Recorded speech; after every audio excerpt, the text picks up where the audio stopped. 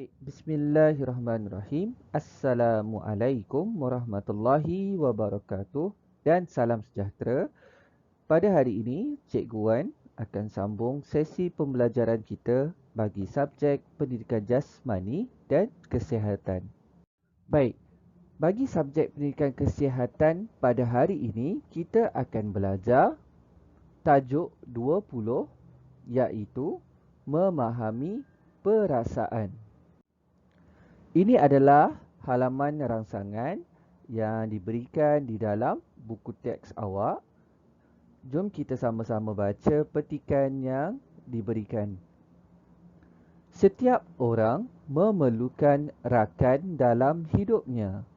Ceritakan situasi di bawah yang mengeratkan hubungan antara ahli keluarga, rakan dan jiran. Baik, apa yang dinyatakan di dalam petikan ni? Petikan ini menyatakan bahawa dalam kehidupan ini kita tidak boleh hidup secara seorang diri. Kita pastinya akan memerlukan orang lain dalam hidup kita seperti keluarga, rakan dan juga jiran-jiran. Petikan ini juga meminta kita untuk kita ceritakan situasi yang ada di dalam gambar-gambar ni yang mengeratkan lagi hubungan di antara ahli keluarga, rakan dan jiran. Okey, apa yang kita dapat nampak di dalam gambar ni? Situasi ini berlaku di mana?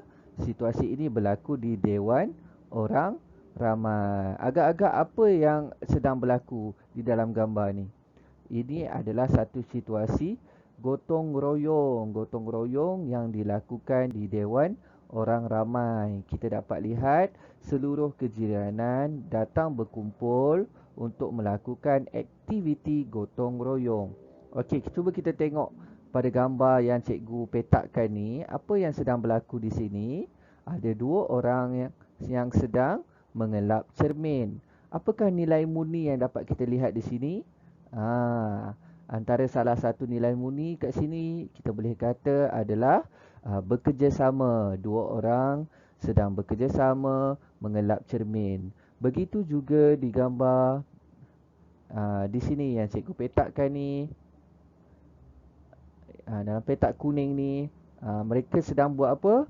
Mereka sedang menyapu sampah. Kita dapat lihat tiga orang sedang saling bantu-membantu menyapu sampah di dewan. Okey, kita tengok di sini pula di hadapan ni. Ada dua orang sedang buat apa tu? Ada dua orang sedang memasukkan sampah di dalam plastik sampah.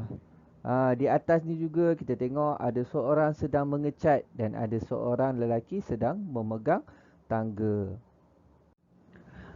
Daripada situasi yang dah kita bincangkan sebentar tadi, dapatlah kita lihat bahawa wujudnya perhubungan di antara kita dan orang lain di dalam masyarakat.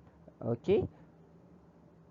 Okey, kita tengok pada tajuk yang seterusnya iaitu toleransi dan hormat menghormati. Kita baca petikan dia. Kita hendaklah sentiasa bersikap toleransi dan hormat menghormati antara satu sama lain. Mari hayati pantun di bawah. Okey, jom kita sama-sama baca 4 rangkap pantun yang disediakan di dalam buku teks awak. Kita baca pada pantun yang pertama. Pergi ke pasar membeli capati. Capati dibeli bersama peria. Bertolak ansur, hormat menghormati. Barulah hidup bertambah ceria. Okey. Apa pengajaran yang baik yang boleh kita dapat di dalam rangkap pantun yang pertama ini? Apa dia? Dia kata apa? Yang pertama, bertolak ansur. Dan juga yang kedua, hormat menghormati. Apa akan jadi kalau kita bertolak ansur dan juga hormat menghormati? Dia kata barulah hidup bertambah ceria. Sekiranya kita bertolak ansur dan hormat menghormati, hidup kita akan bertambah ceria. Okey, itu pantun yang pertama. Kita tengok pula pada pantun yang kedua. Kita baca sama-sama. Waktu pagi pergi ke sekolah, mencari ilmu penuh harapan. Kalau ada silap dan salah, jangan segan mengaku kesilapan.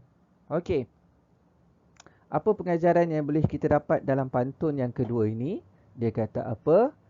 Sekiranya kita ada buat kesilapan dan juga kesalahan, kita perlulah mengaku kesilapan kita.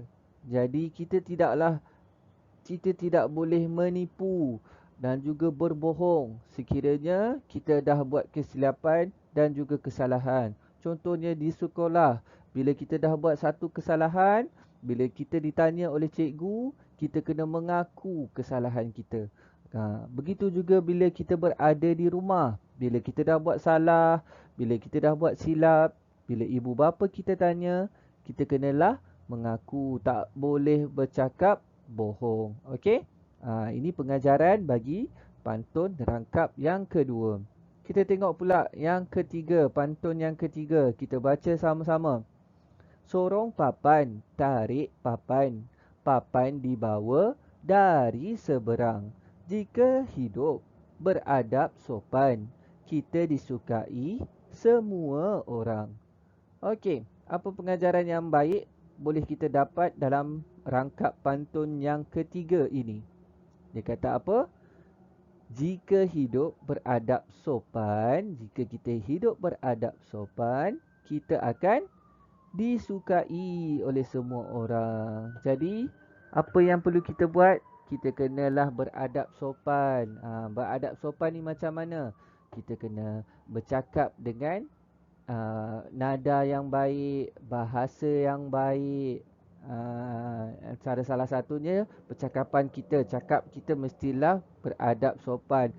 Begitu juga dengan perlakuan kita dengan orang yang lebih tua, perlakuan kita dengan cikgu-cikgu, perlakuan kita dengan ibu bapa, perlakuan kita dengan keluarga, mestilah beradab sopan. Jika kita beradab sopan, kita akan disukai oleh semua orang. Jadi ingat tu, kalau kita nak disukai oleh orang lain, perlulah beradab sopan. Boleh? Okey, kita sambung pada pantun yang keempat. Kita baca sama-sama. Turun ke sungai membawa pukat. Pukat berasal dari Sumatera. Andai seluruh rakyat muafakat, negara damai, hidup sejahtera. Okey, apa yang dinyatakan dalam rangkap pantun yang keempat ini? Dia kata apa? Sekiranya seluruh rakyat muafakat, apa akan berlaku? Negara akan damai, hidup sejahtera. Jadi dalam kehidupan kita ni, kita perlulah sentiasa saling muafakat. Jika kita semua saling muafakat di antara seluruh rakyat, negara kita insya-Allah akan berada di dalam keadaan damai dan sejahtera. Apa akan berlaku jika sebaliknya? Jika kita tidak bermuafakat, jika kita tidak bersatu padu, apa akan berlaku? Tentulah negara kita dah tak aman lagi, asyik bergaduh di antara satu sama lain. Jadi untuk kita elakkan permusuhan, pergaduhan, kita kenalah sentiasa muafakat. Barulah negara kita ini akan damai dan juga sejahtera. Okey? Selesai 4 rangkap pantun ni, kita dah baca sama-sama dan kita dah kupas 4 rangkap pantun ini. Okey. Okey, ini adalah halaman pengukuhan minda cerdas. Arahan dia apa? Tulis nilai murni berdasarkan gambar yang diberikan. Okey, latihan ni cikgu akan bagi dalam link live worksheet. Jadi kamu boleh cuba jawab soalan ni berdasarkan pengetahuan kamu. Okey? Berdasarkan apa yang dah cikgu terangkan sebentar tadi, cuba kamu lihat pada gambar dan cuba jawab soalan yang diberikan. Jadi itu saja pembelajaran kita pada hari ini. Jika ada apa-apa soalan, boleh tanya kepada cikgu. Dan cikgu harap semua boleh dapat selesaikan tugasan pada hari ini. Okey, itu sahaja. Assalamualaikum warahmatullahi wabarakatuh dan salam sejahtera. Jumpa lagi.